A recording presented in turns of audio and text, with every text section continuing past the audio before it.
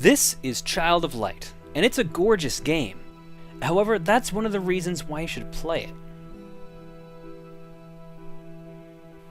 Developed and published by Ubisoft, Child of Light is an RPG that centers around a girl named Aurora, the daughter of an Austrian duke who wakes up in a strange world called Lemuria. Alone and afraid, Aurora must go on an adventure to find her way home, and in the process save Lemuria from the Black Queen. The story itself is standard fare for an RPG, but I did find myself getting more engaged with it by the end of the game. It's a nice coming-of-age story where the plot twists are a bit predictable, but there's still a surprise or two that'll catch you off guard. The whole game is designed to resemble a children's fairy tale book, and in that aspect it succeeds wonderfully. However, there's just one little caveat that'll either fully draw you into the world or it'll completely hinder your immersion depending on how you feel about it, and that's the dialogue. Every piece of dialogue in the game, from the character speech to the collectible notes in the game to the current objective in the menu, rhymes. This persists throughout the entire game, presumably to sell the fairy tale aesthetic, and in a way it's actually fairly impressive that they managed to make the dialogue rhyme for the entire game. The problem is, though, that it just feels forced at times, especially with lines such as, "What's inside? Homicide!"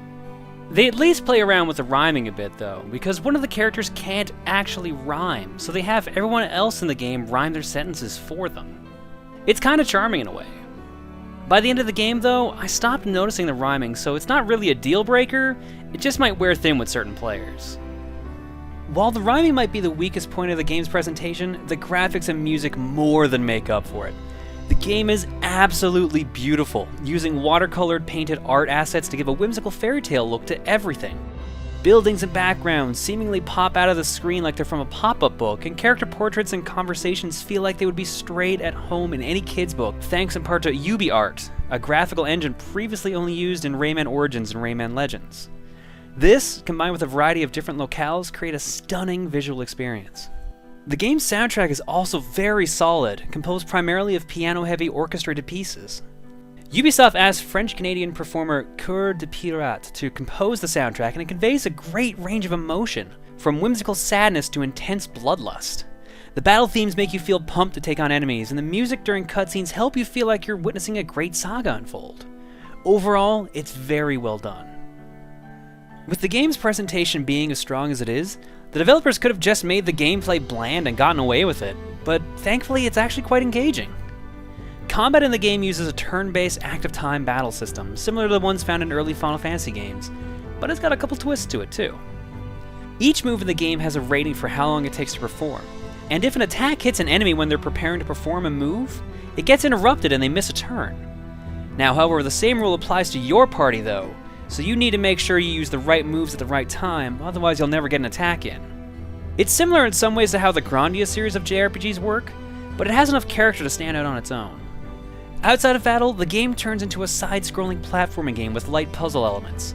You'll fly through expansive areas searching for hidden treasure and collectibles, get into battles by running into enemies on the field, find new party members, and solve side quests in the process.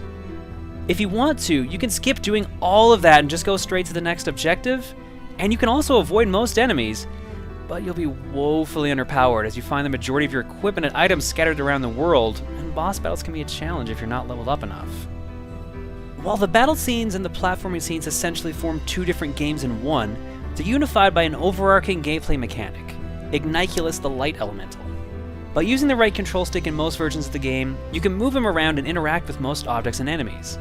While platforming, you can use them to open certain treasure chests, pick up out-of-the-way collectibles, stun enemies, and solve puzzles, and while in battle, you can use them to slow down the speed of an enemy or to heal your party members. He's an important part of any battle strategy and helps make the fights a little bit more engaging. Optionally, you can have a second player control him with a second controller and focus solely on your own party members, but controlling him is never really enough of a hassle in single player to really need a second player. It's kind of like the co-op modes in the Mario Galaxy games, but actually useful. Oddly enough though, in the Wii U version of the game, you can't just point a Wiimote at the screen and control him that way, which that really seems like an odd oversight. You can, however, control him with the touchscreen on the gamepad. Game length-wise, Child of Light is a little bit brisk compared to most RPGs, but it is still a reasonable length for a video game. My playthrough on normal, where I took my time exploring every area I could find, completing every side quest, and fighting every monster I saw, took about 12 hours. There's a hard difficulty as well to offer players a greater challenge, and a New Game Plus mode where your levels and equipment carry over, but the monsters are much stronger.